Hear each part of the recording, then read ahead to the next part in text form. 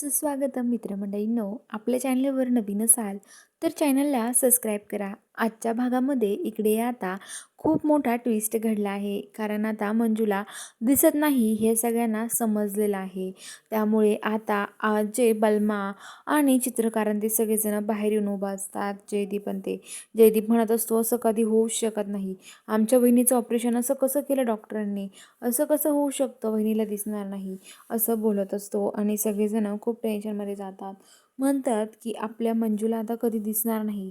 चित्रकार म्हणतात, आता मला तर खूप टेन्शन येते, माझं चित्र ती कधीच पाहू शकणार नाही का, असं म्हणत असतात. तर आता इकडं सत्यावर मंजू खूप चिडलेली असते.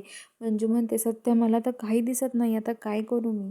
तर आता सत्या म्हणतो, वाघमारे तुम्ही काळजी करू नका, मी आहे ना तुमच्यासोबत. तर आता मंजूची चिडचिड होत असते तिथे खूप, तिला खूप राग येत असतो. तर आता सत्य म्हणतो की काय करणार, वाघमाऱ्यांना खूप खरंच मनाला वाईट वाटत असेल ना, मला आता वाघमाऱ्यांचं मन रमण्यासाठी काहीतरी करावं लागेल. त्यासाठी तो आता मंजूला घेऊन गॅलरीत येतो आणि म्हणतो, वाघमारे तुम्हाला एक सांगू का, हे बघा इथे लहान मुलं कसे एकमेकाच्या अंगावर चिखल खेळत आहेत, पावसात खेळत आहेत, बाहेर किती भारी पाऊस चालू आहे.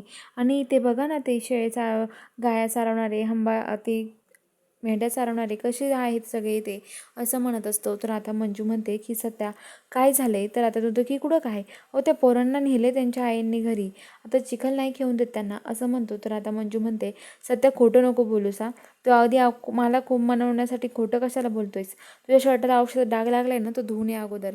तर सत्य पुढे जातो, परत मागं येतो, म्हणतो वाघमारे तुम्हाला कसं दिसलं. तर मंजू म्हणते, सत्या मला सगळं काही दिसतं या, पण मला माझ्या विरुद्ध कसं कोण वागतंय सगळ्यांचा चेहरा समोर येण्यासाठी मी म्हटलं की मला नाही दिसत, आणि सगळ्यांना हेच सांगायचं की मला काही दिसतच नाही.